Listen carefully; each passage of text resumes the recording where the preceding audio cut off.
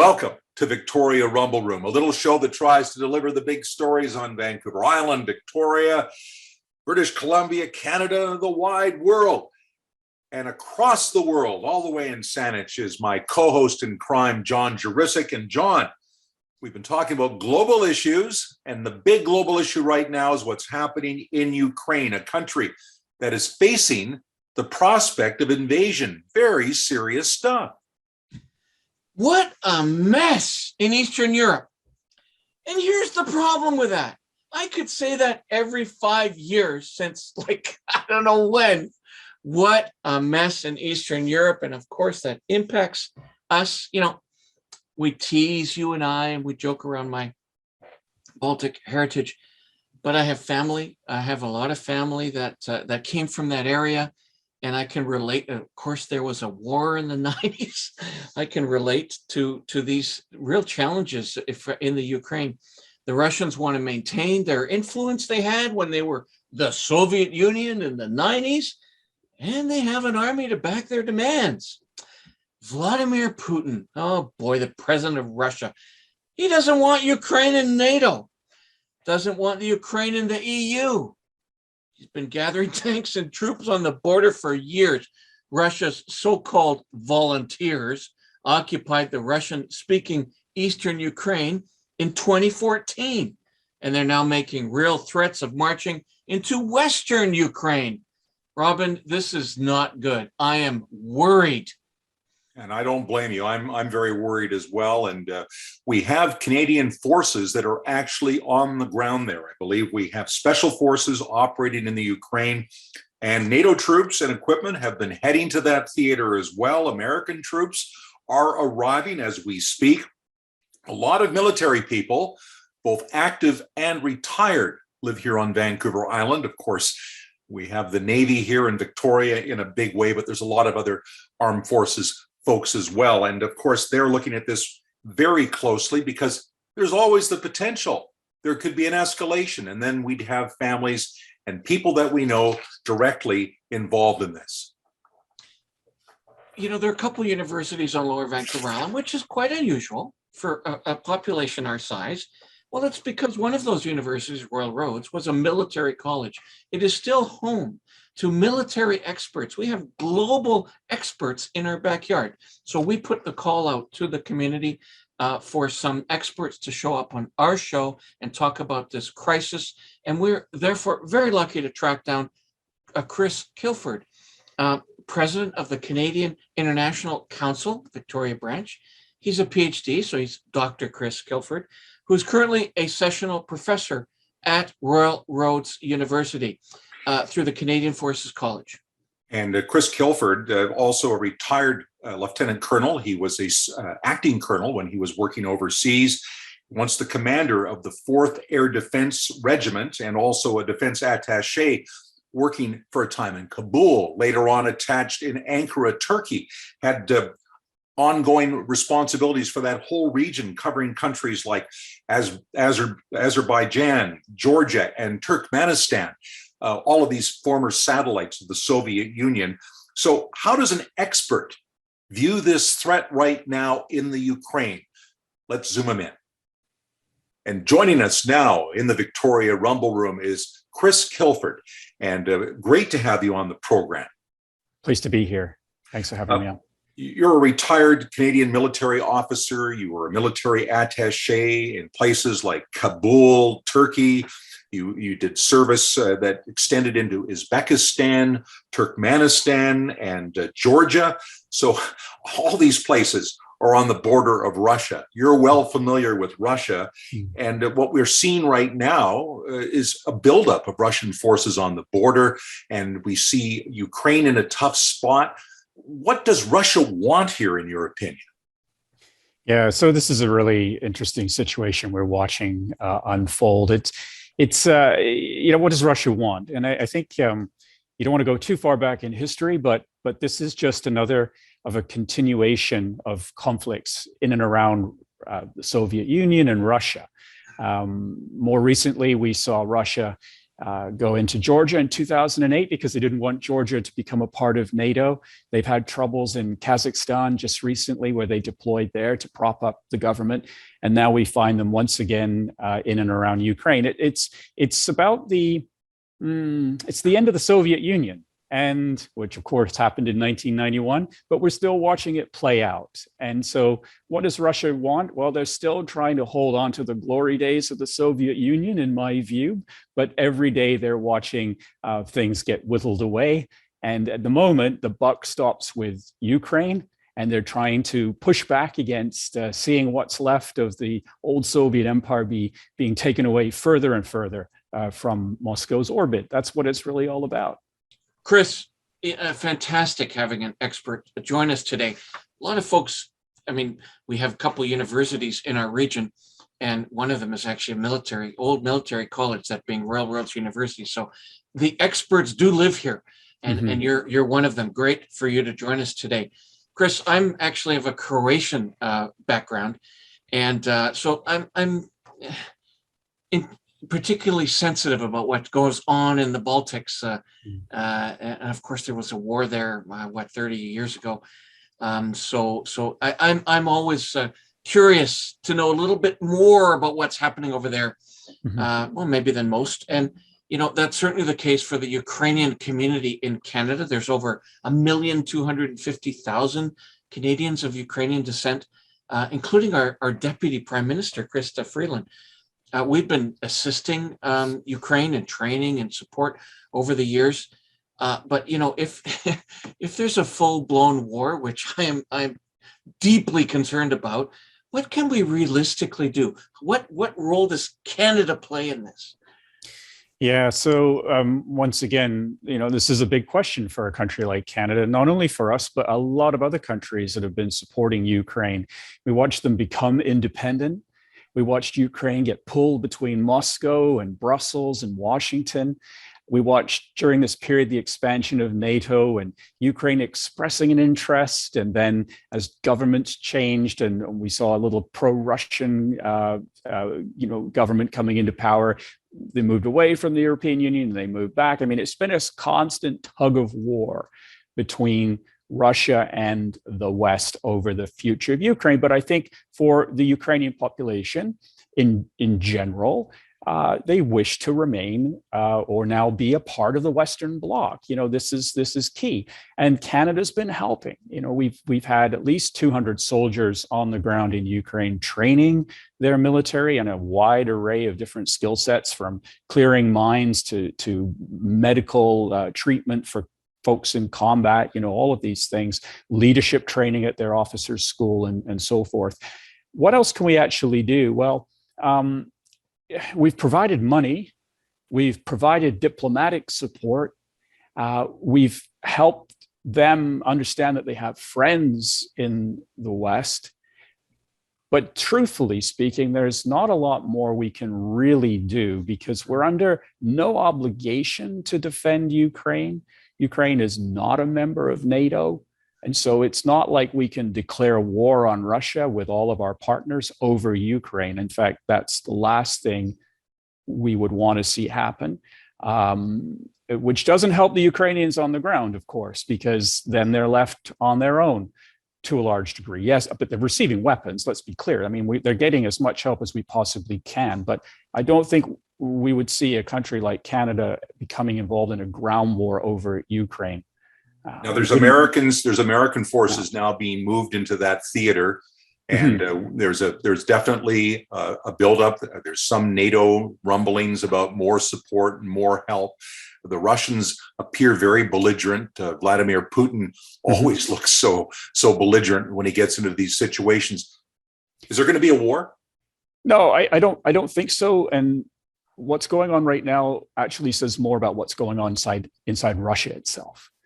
Whenever you see these situations occurring, this buildup, you have to ask yourself, why? What is the driver behind this? Yes, it's about Ukraine to a degree and not Ukraine to fall into the Western orbit, that's for sure. But there must be things going on at home in Moscow that's driving Putin to gamble the way he is by this massive troop deployment. Because, I mean, truthfully speaking, as I look at the situation, there's no winning outcome for Putin based on what we're seeing. Mm-hmm. If he stays there with this massive troop deployment, it's horribly expensive. There are other issues at play. He can't keep this up forever.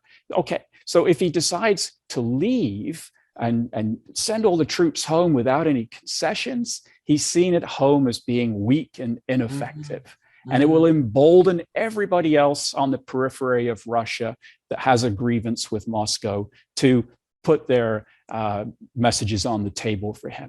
And if he attacks, it even becomes more difficult, more challenging. Imagine if you turn on your televisions tomorrow morning and you see ballistic missiles raining down on Kiev. I mean, this would be the death knell of Russia across the board. We wouldn't need to invade. We would we would need to attack or enter into a war. Putin would do it to himself. And those are the outcomes. And so there's no win for Putin. Wow, what great insight from Dr. Chris Kilford. You know, we're just so lucky to have global experts like that with such insight. These days, you know, on social media, there's often only horizontal type information where you get little bits of information all over the place. Rarely do we have vertical where you get deep into the issues with such expertise. I hope that we speak to him again. That would mean likely the situation gets worse. Let's hope that doesn't happen. We have enough problems, however, on this planet of ours. So, you know what, Robin? Let's shift to a good news story for a moment. Your old TV station where I got to see you and know you and feel like you've been part of the family for 50 years. Not sure if you actually want that, but that's how I feel. CHEK television is doing so great these days, operating in the middle of a pandemic. What's going on? How did they do that? A whole bunch of businesses have struggled. You know, John, it's true. CHEK TV has really been able to come up with a solution to being proactive and profitable during a pandemic, and they've been highly innovative. And we're going to look inside the box on this because it's fascinating to see how a business has succeeded this way. You mentioned this. I worked at CHEK TV starting in 1980. Mark Jan Vrem was our anchor for a while. Then we had Lee McKenzie, Hudson Mack was there. I worked with Alex Robertson, Jill Kropp, just to name a few. And most importantly, my co-anchor back in the early days was Marisa Antonucci, who became my wife. And so I have so much to feel grateful for to CHEK TV. And it's great now to be able to take a look at my old station and see how broadcasting has evolved. At the risk of alienating you, yes, your better half. Hi, Marisa. I remember watching you guys together. Wow, gosh. Oh, anyway, old times here. CHEK is certainly a survivor, a media survivor, where many have not. As I meant, I can remember back. Oh, geez, I don't want to date myself. Back a ways. Okay, 2009, when it looked like Can West was going to close the station down. That was a real hit to the community. You know, people were concerned. Then in the 11th hour, 11.99 hour, local ownership and employee ownership saved the day. Thank you. Since then, CHEK has done extremely well. Then the pandemic hit and the economy stopped. What was going to happen? What was going to happen to media companies? So how are things going now? Well, we chatted with station manager Rob Germain, and he is here to give us the scoop. Let's zoom him in. And now joining us in the Victoria Rumble Room for the first time is Rob Germain, general manager of CHEK TV. And Rob, it's great to have you on the program. It's great to be here. Thanks for having me. You and I go way back to what, the mid 90s when you arrived at CHEK as a fresh-faced assignment editor, and you've built a real career at CHEK TV over the years, and so many challenges have been faced. I mean, we've reviewed the fact that the station was facing closure and managed to reinvent itself with the staff buying in and local ownership. In many ways, the media market seems like such a daunting playing field. And I'm wondering about how you've dealt with things like the streaming services, Netflix and Amazon, and all the different ways people get their news through Twitter and Facebook and, well, programs like this.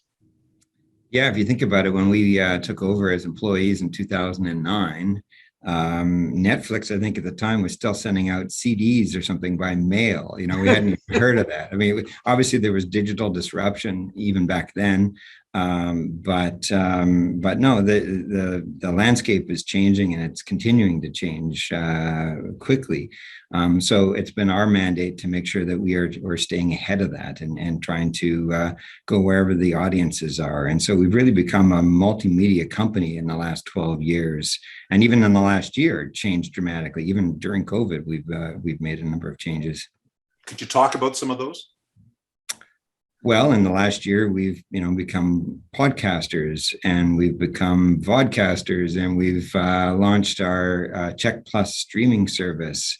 It was our plan already when I took over as general manager 3 years ago, but things got a little bit delayed. But we got back on track even during the COVID pandemic, and yeah, so we're really excited about that. I mean, we've between our website, our social media platforms, the CHEK Plus over the top platform, the podcasts and work that we're doing in Vancouver with some programming, lots of stuff going on, lots of changes. So, Rob, I'm glad to see you again. Of course, you and I also met not in the 90s, but in the 2000s. I had more hair. I think I was thinner. God, I hope I was.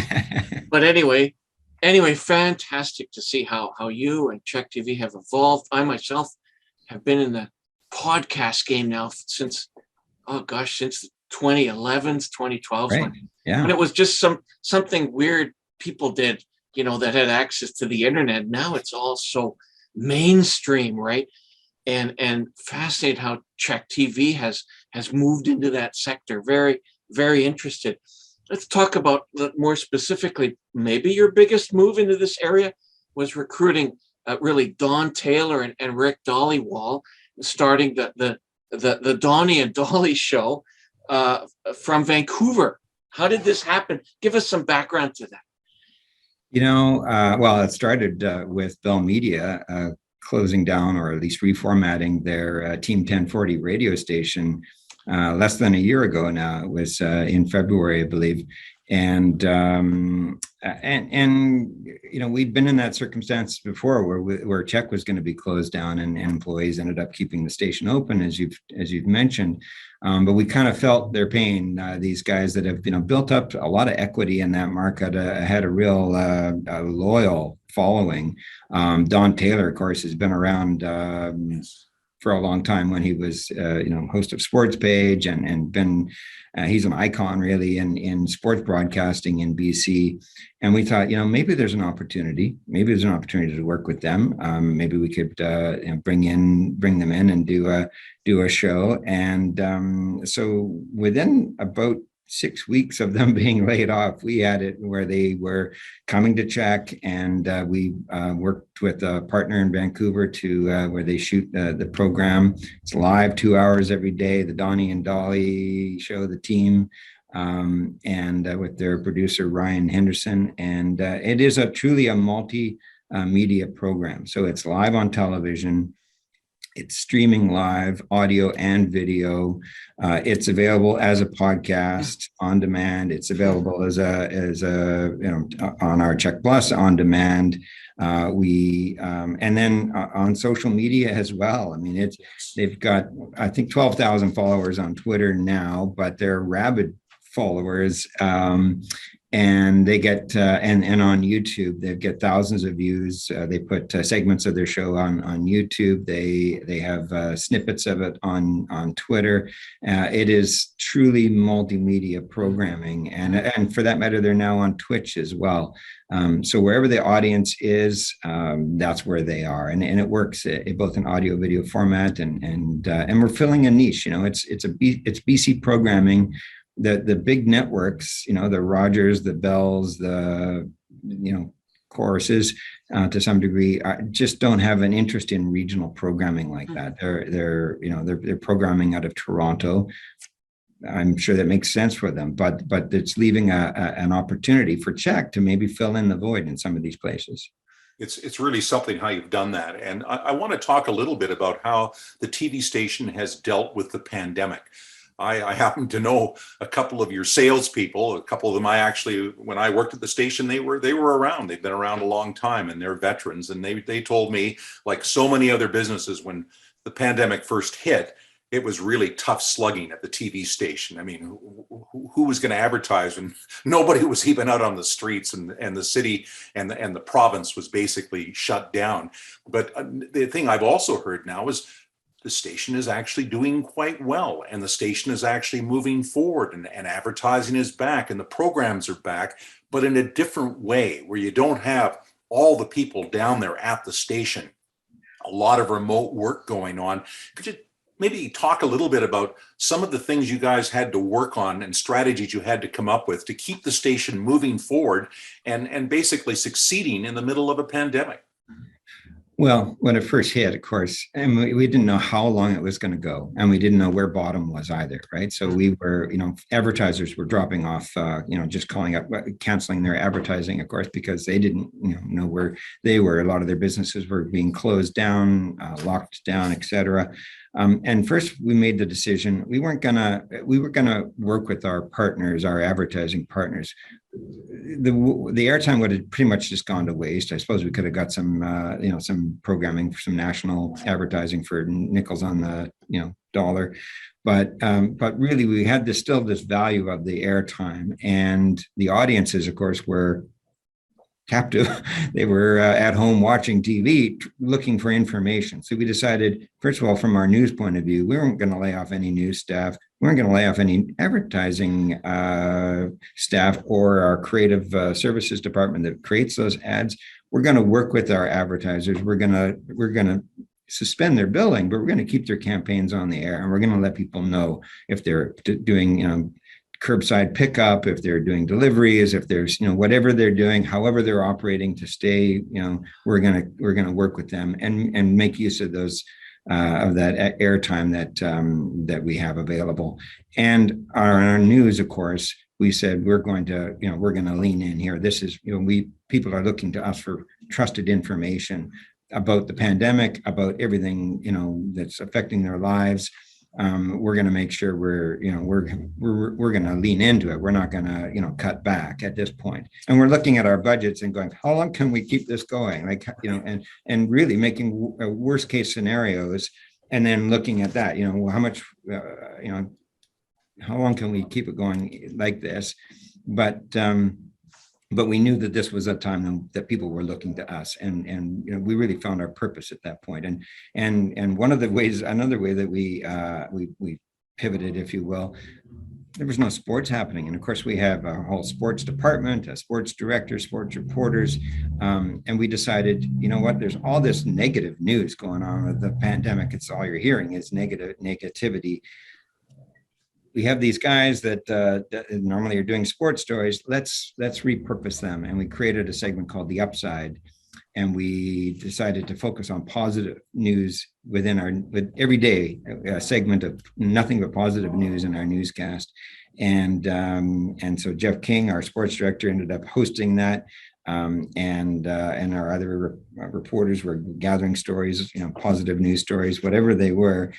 And it became our most popular segment, and it's still running now, of course. And it's so many people it's just been a phenomenon. So many people have just said, thank you for all that positivity. I need that. Like, it's something that people were really, craving amidst all the doom and gloom. So those are just a few things that we did. Aside from sports, though, you've also got a fair amount of politics. You got Rob Shaw, used to work for the Vancouver Sun, who you hired as a political reporter on your main newscast. But aside from that, he's also doing a standalone show about politics, which makes sense in a very political town like Victoria.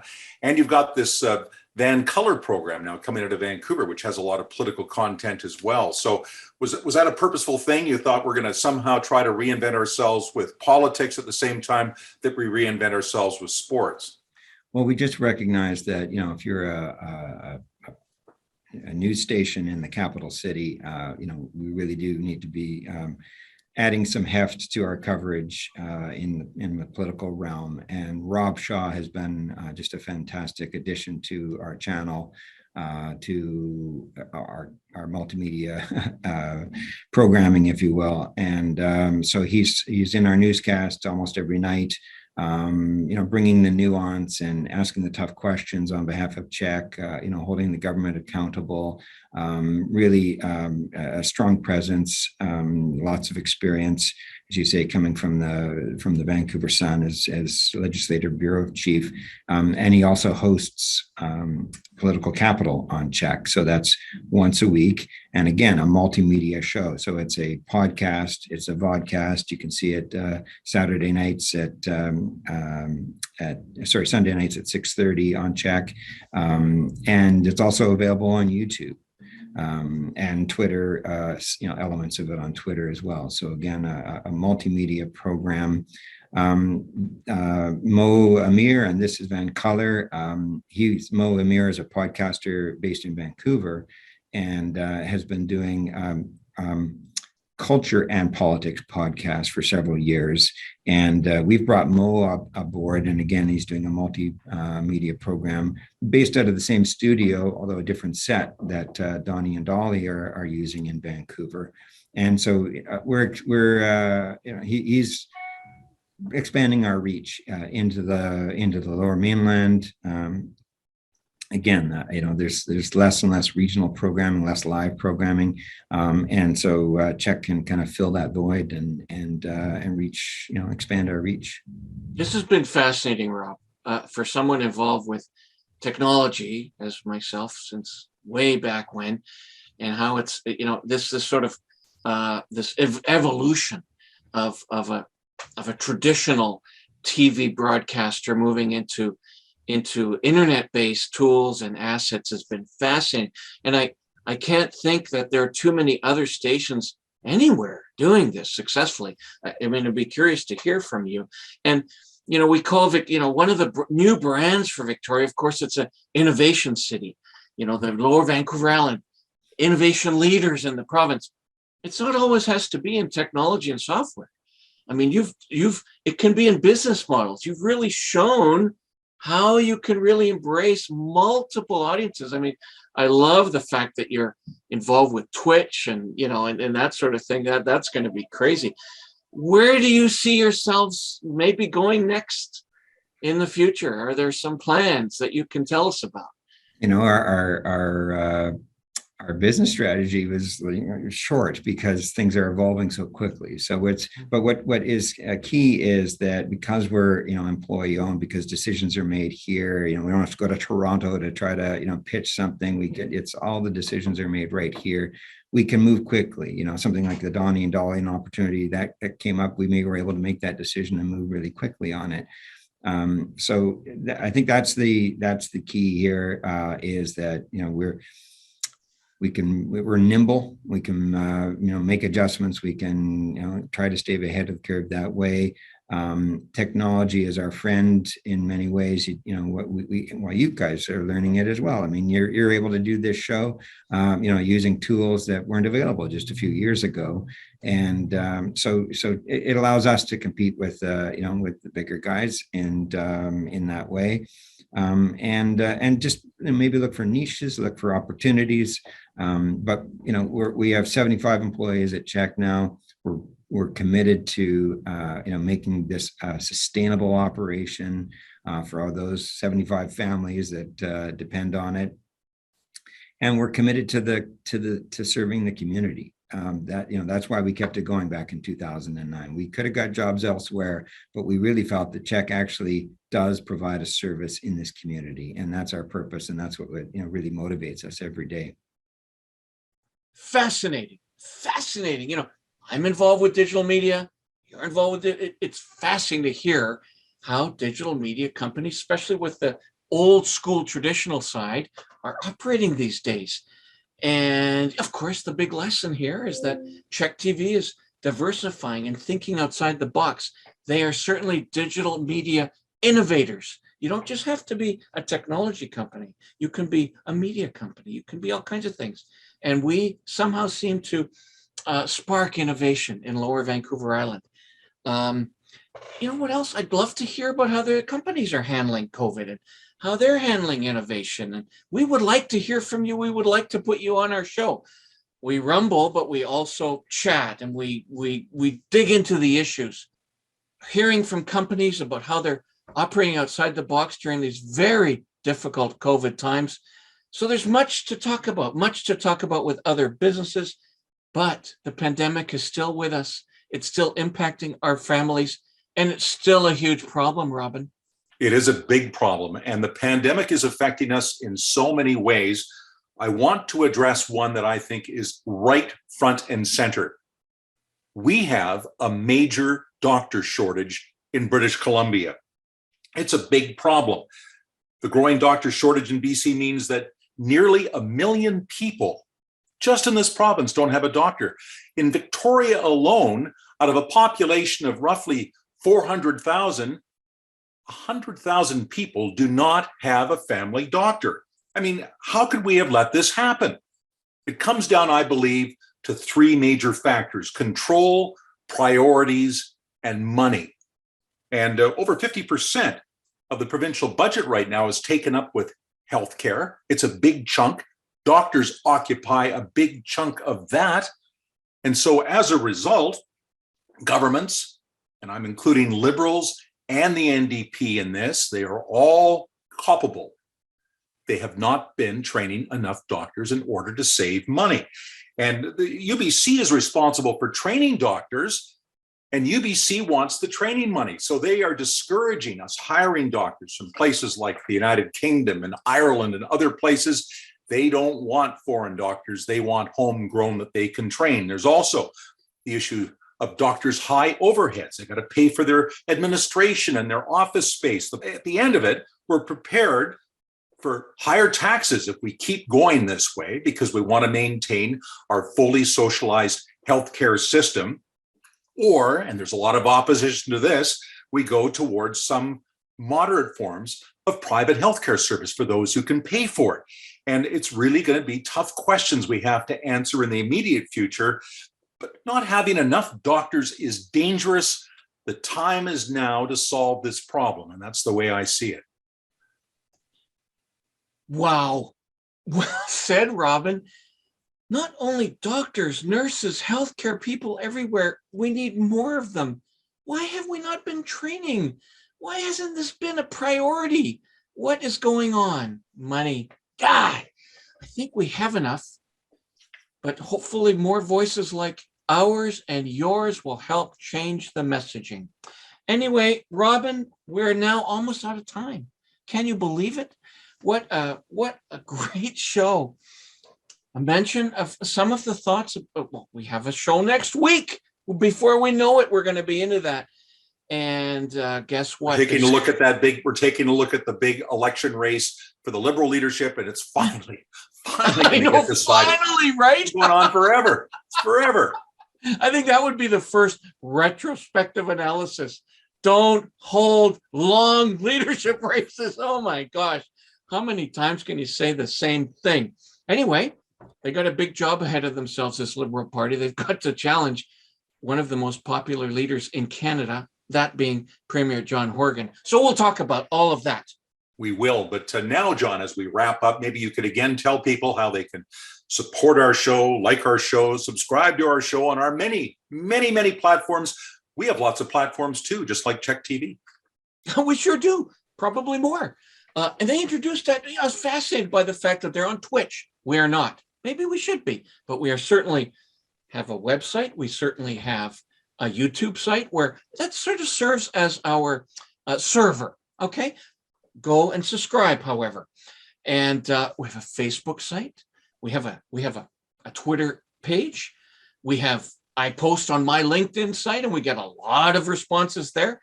And we also have a Instagram and a TikTok page.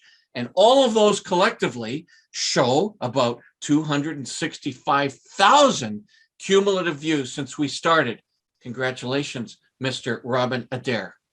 And Mr. John Jurisic, the Croatian sensation. The Croatian, well, I have a minor part in all of this, but certainly from Upper Tulip Avenue, the Baltic sensation. My name is John Jurisic. See you all next week. And I'm Robin Adair, and well,